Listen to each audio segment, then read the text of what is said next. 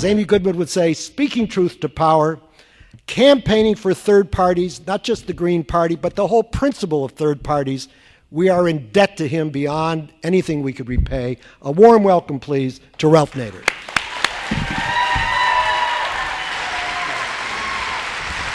Thank you.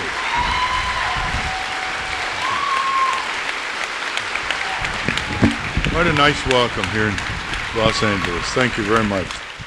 What's on the table for Nader Gonzalez? What's off the table for Clinton, Obama, and McCain?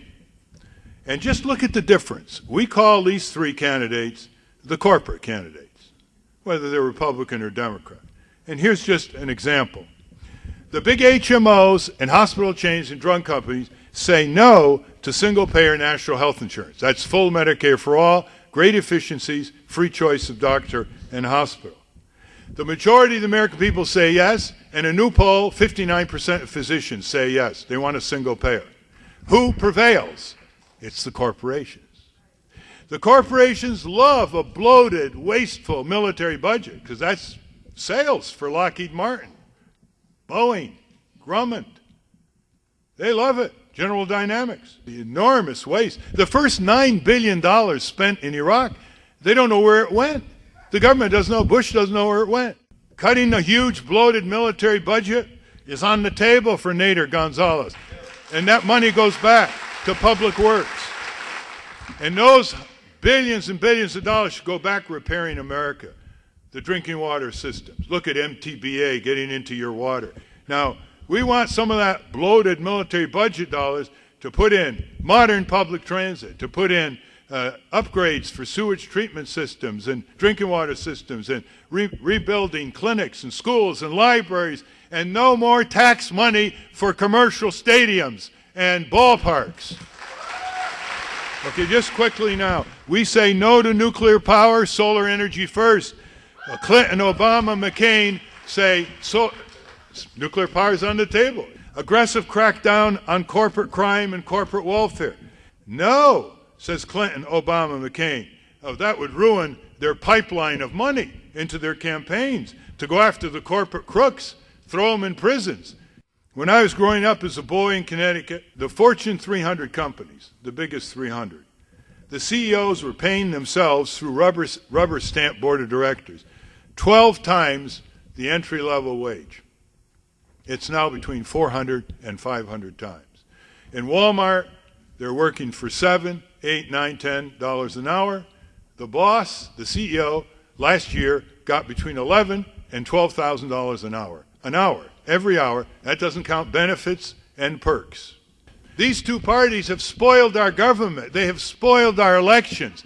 They have turned our government over to giant business. It's now a government of the Exxons, by the General Motors, for the DuPonts. And they have the nerve, after they've run our democracy into the ground. They've broken the back of the middle class. They've stolen the rights from working people. They've shifted the tax burden away from giant corporations who have no allegiance to this country anymore to say that a new progressive effort that's going across the country is a spoiler. How do you spoil a spoiled, rotten political and governmental system?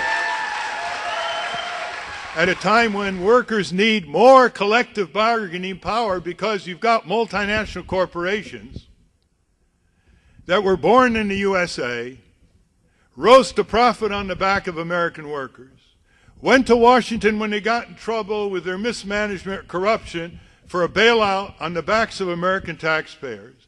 And when they got in trouble overseas, they called on the U.S. Marines. So how do they pay back the American people? Here's how they pay back the American people. We're out of here. We're going to take your jobs and your industry to communists and fascist dictators and oligarchs and never look back. Now, what kind of guts do we have as people? What kind of intestinal fortitude is left with us? What kind of rational anger we cannot muster? Are we to become serfs once again? Is this going to become a reversion back into the dark ages? Open up the presidential debates so we can reach tens of millions of Americans and show what's up.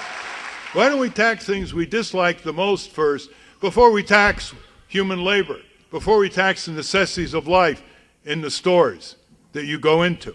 A massive revenue can come from a security speculation tax. A tiny tax on it, $500 trillion of transactions every year, will bring in a lot of money. Tax gambling, tax the addictive industries, tax polluters, tax corporate criminals before you tax workers. Imagine that one on the presidential base. The moderators will flip back in their chairs when they hear that one. Reverse U.S. policy in the Middle East. 6-month negotiated deadline to withdraw our military and corporate forces from Iraq will knock the bottom out of the insurgency. It will give us time to negotiate a agreement between the Sunni Shiites and Kurds with modest autonomy under a unified Iraq, which is what they want, continued humanitarian aid, and a UN-sponsored election. Otherwise, more quagmire, more death, destruction, more boomerang against our own national security. Solve the Israeli-Palestinian conflict. You don't do that. You don't do that by a government in Washington that is a puppet show instead of a peace show.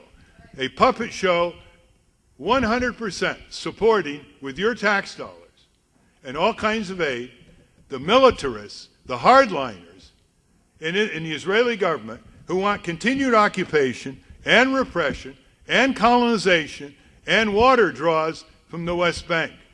64% of the Israelis said the Israeli government should negotiate with Hamas. Only 28% said no. Did you hear about that? In Washington, D.C., where you have the puppet show instead of the peace show? You think McCain and Obama and Clinton are going to do anything other than be part of the puppet show instead of the peace show? The most impeachable, multiply impeachable presidency in American history should be impeached. Bush and Cheney are impeachable for high crimes and misdemeanors. That's the phrase in the Constitution. They have committed a war of aggression. They are war criminals. That's one of the first kinds of high crimes and misdemeanors that our founding fathers would think of.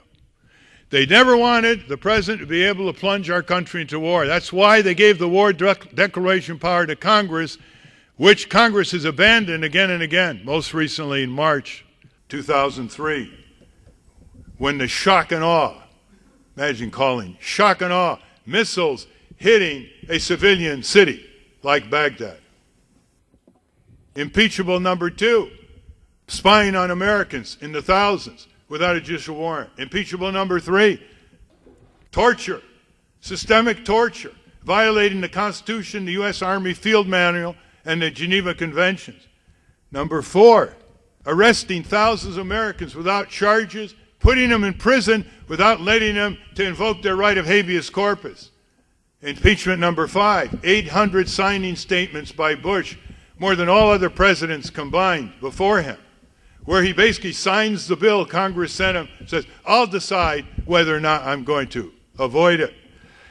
If the Congress run by the Democrats don't impeach Bush Cheney, they are setting the bar at an outrageous level for future presidents who think they can be above the law and beyond the law. Furthermore, if they're not going to impeach it, we should start a rumble throughout the whole country of resign, resign, resign, both of you. Together, we not only will make a difference, we must make a difference. These two parties have spoiled our government. They have spoiled our elections. They have turned our government over to giant business. They've broken the back of the middle class. They've stolen the rights from working people. To say that a new progressive effort that's going across the country is a spoiler? How do you spoil a spoiled, rotten political and governmental system?